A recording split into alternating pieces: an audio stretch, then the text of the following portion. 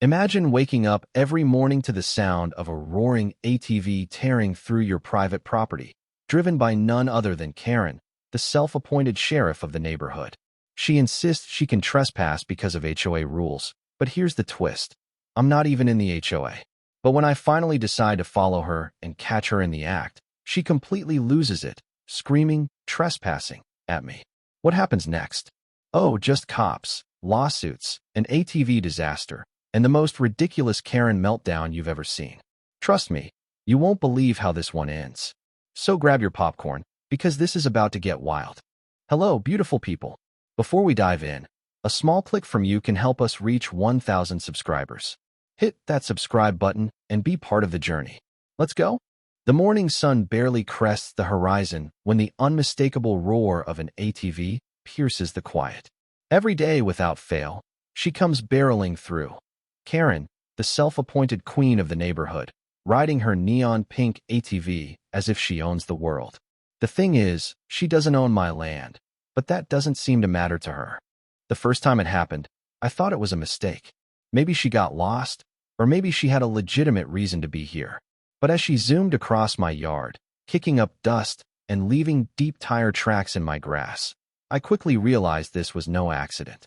She made direct eye contact with me, tilted her chin up in that unmistakable Karen confidence, and waved me off like I was the one in the wrong. Before I could say anything, she was gone, her ATV leaving behind a mess of torn-up earth in its wake. The next day, it happened again. This time, I stepped out onto my porch and waved her down. She revved the engine, staring at me like I was an obstacle in her path. When I called out, asking why she was cutting through my property, she scoffed. "This is an HOA-maintained trail," she said with absolute certainty. "I have every right to be here." I blinked. "What? I'm not even in the HOA." She waved a dismissive hand. "That doesn't matter. All paths in this neighborhood fall under HOA jurisdiction." I stared at her, dumbfounded. That's not how property ownership works. Instead of arguing, she hit the gas and took off, the roar of her ATV drowning out anything else I could say. Over the next few weeks, her rides became a daily ritual, morning, afternoon, sometimes even at night. No matter how many times I told her to stay off my property, she always had an excuse. The HOA rules say I can, or this land has always been open for community use, or my personal favorite, "You're just mad because you don't have an ATV." It was like arguing with a brick wall, except this one came with an engine and an overinflated sense of entitlement. Then came the day she got stuck. It had rained the night before, and the ground was still soft with mud. As she tore through my yard at full speed, her ATV hit a patch of wet soil and sank with a loud, satisfying squelch. Karen, wearing an oversized helmet that made her look like a bobblehead, flailed her arms dramatically as she tried to yank the ATV free. When she spotted me watching from my porch, she immediately pointed in my direction and shouted, "This is your fault." I raised an eyebrow. "How is this my fault?" "You should have put up a sign," she snapped. "A sign that says, 'Hey, don't drive your ATV through my yard?'" "Yes." I folded my arms. "You already know it's my property." Her face turned red. She huffed, stomped her foot, and demanded that I help push her ATV out of the mud. When I refused, she pulled out her phone, muttering about how she was going to report me to the HOA. I laughed. "Go ahead. They don't control my land." She made a big show of pretending to dial, then stormed off on foot, leaving her ATV behind. For a moment, I debated calling a tow company just to watch her pay for her mistake, but I figured letting her deal with it herself was punishment enough. As expected, she returned hours later, this time dragging her husband along. He looked tired, worn down, the kind of man who had fought many battles and lost every single one. Without saying a word to me, he helped her pull the ATV free while she barked complaints about how people in this neighborhood have no respect. After that, I decided to go to the HOA myself. Maybe, just maybe, they could do something about her. The HOA office was located in a small building near the entrance of the neighborhood. Inside, a handful of board members sat around a table, flipping through papers and pretending to look busy. When I explained the situation, they exchanged uncomfortable glances. One of them, a guy named Chad, cleared his throat. "Yeah, we can't really do much about her." I frowned. She's trespassing on my property. Another board member, a woman who looked like she regretted ever signing up for this job, sighed. She does this to everyone. We've warned her before, but she doesn't listen. So that's it. I asked. You're just letting her do whatever she wants. Chad shrugged. She's persistent. That was the understatement of the year. Outside the office, Chad caught up to me. Listen, he said in a low voice. If you really want to get her off your back, you gotta play her game. I narrowed my eyes. What do you mean? She doesn't back down unless she's forced to. She thinks HOA rules protect her, but they don't. If you push back hard enough, she'll break her own rules without realizing it. I wasn't sure what to make of that advice, but it stuck with me. That night, as I sat on my porch, listening to the distant sound of Karen's ATV revving in the distance, I realized something. If Karen wanted to play by HOA rules, then maybe it was time I did too. The next morning, the ATV roared to life once again, cutting across my property like clockwork. But this time I was ready. Instead of standing helplessly on my porch watching the destruction unfold, I decided to take a different approach. If Karen believed she had the right to be on my land, then surely I had the right to follow her, right? After all, she was convinced that these so-called HOA-maintained paths were open to everyone. So, I grabbed my phone, started recording, and walked straight into her world. As soon as she spotted me following her on foot, her reaction was priceless. Her helmeted head whipped around, eyes wide behind her oversized sunglasses. For a moment, she seemed to panic, unsure of what to do. Then, as if flipping a switch, she twisted her expression into one of exaggerated horror and jammed on the brakes. The ATV skidded to a stop, barely avoiding toppling over. "You're trespassing," she shrieked. I stared at her, incredulous. "I'm what? You can't be here," she shouted, pointing a manicured finger at me like she was about to call in an airstrike. "This is private property." A laugh almost escaped me. "You mean my private property?" She crossed her arms, nostrils flaring. "It's an ATV pathway, and you're harassing me." "Oh, so it is private now?" I asked, keeping my voice calm. "Because 5 minutes ago, you were arguing it was a public trail." She turned bright red. "That's different." "How?" Instead of answering, she reached for her phone. "I'm calling the cops." I almost wanted to see how this would play out. Would she really dial 911 and tell them she was being followed by the legal owner of the property she'd been trespassing on? Spoiler alert. Yes, she would. Within 10 minutes, a patrol car pulled up and 2 officers stepped out. Karen immediately launched into a theatrical performance that deserved an Oscar. She painted me as some kind of deranged stalker, claiming I had been lurking in the bushes and chasing her down like a maniac. I let her talk. I let her spin her absurd little story, waiting for the moment when reality would crash down on her like a tidal wave. And when the officers finally turned to me, I simply held up my phone, replaying the footage of her tearing through my yard over and over, day after day, until the realization dawned on them. The older officer exhaled through his nose. "Ma'am, is this your property?" he asked, pointing at me. Karen hesitated. Then, with the confidence of a toddler caught with cookie crumbs all over their face, she nodded. "Yes."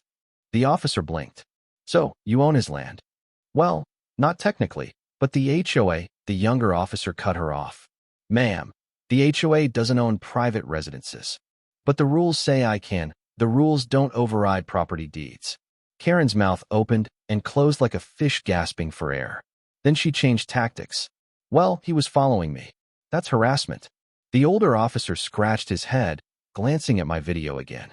"Ma'am, he was walking on his own land. You, on the other hand, were driving through it on an ATV." Karen scoffed. "That's not the point." The officer looked at me. "Would you like to press charges for trespassing?" I pretended to consider it, watching Karen's face morph into sheer panic. It was almost enough. Almost. "No," I said finally. "But I will be filing a complaint with the HOA." Karen looked like she wanted to explode. The cops left, and for the first time since this whole thing began, Karen actually left without a word. No shouting, no threats, just a quiet, fuming retreat. But that wasn't the end of it. Later that day, I received a message from one of the HOA members, Chad. It was a link to an online forum where Karen had apparently been rallying the neighborhood, claiming I was a dangerous stalker and urging people to sign a petition to have me removed from the community. However, not a single person had signed it. not even her husband. Feeling emboldened, I decided to take things one step further. If Karen wanted to use the HOA as a weapon, then I would use their rules against her. I did a deep dive into their regulations and, to my absolute delight, discovered something interesting. Karen had been violating HOA rules herself. She had a shed that was 2 feet over the allowed property line. She had decorative garden gnomes that exceeded the approved neighborhood aesthetic. And the best part? Her ATV itself wasn't even registered with the HOA, a violation that came with hefty fines. Armed with this information, I sent a formal complaint to the HOA board. The response was swift. Within days, Karen was hit with multiple violations, each accompanied by a fine. She was furious, of course, but the rules were the rules, and for once, they were being enforced against her. The next time I saw her, she was stomping around her yard, muttering under her breath as she angrily yanked her gnomes out of the soil one by one. She caught sight of me watching from my porch and glared. "Enjoying this?" she snapped. I grinned. "Actually, yeah, a little." Karen stormed inside, slamming the door behind her. For the first time in weeks, my property was finally ATV-free. But something told me Karen wasn't done yet.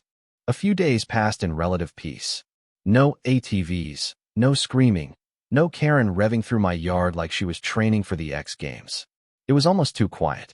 I knew she wasn't the type to just give up, especially not after getting hit with HOA fines, and I was right. One evening, as I was grilling on my back porch, I spotted her pacing near the edge of my property. She wasn't on her ATV this time, no doubt because it had been officially banned by the HOA, but she was clearly up to something. Then, she made her move.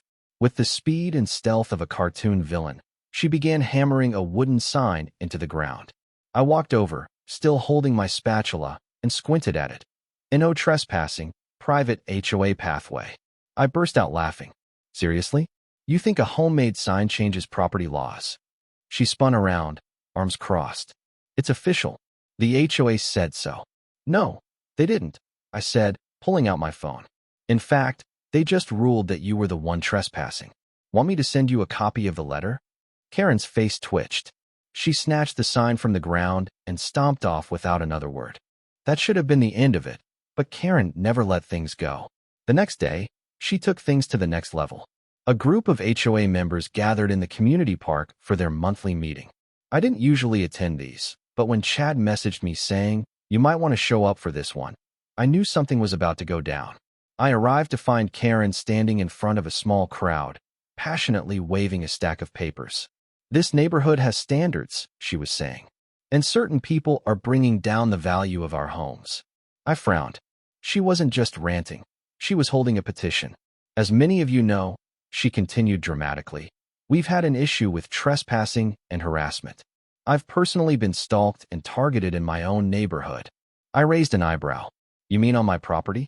Karen ignored me. "Which is why I am officially submitting this petition to have problem homeowners removed from the community." I looked around. Nobody was clapping. In fact, most people looked either confused or deeply uncomfortable. Chad raised a hand. Karen, what exactly do you mean by removed?" She lifted her chin. "People who disrupt the peace should be forced to sell their homes." I blinked. "You want to evict me from my own house, the house I own, because you got fined?" She turned bright red. "You were aggressive. I walked behind you. You followed me on my property." Her mouth opened and closed, but she had no rebuttal. Chad snatched the petition from her hands and flipped through it. "Karen, there are literally 0 signatures on this." Her jaw clenched. People are scared." "Of what? A guy barbecuing on his own deck?" someone else muttered. Karen looked around, realizing she had absolutely no support.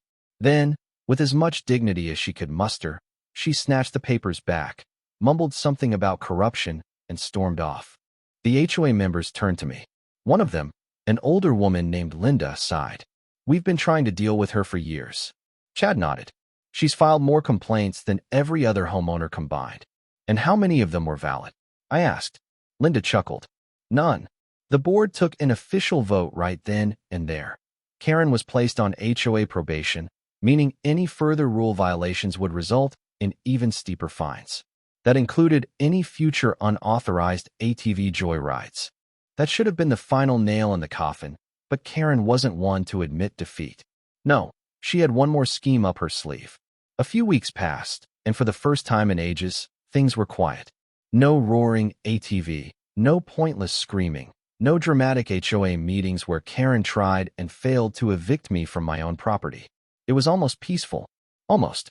Then one morning, a city zoning official knocked on my door.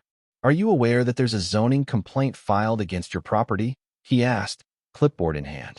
I blinked. "What?" He handed me a notice. "Someone reported that your property line extends onto HOA-maintained land." I barely stopped myself from laughing. "Let me guess. Karen, the official side.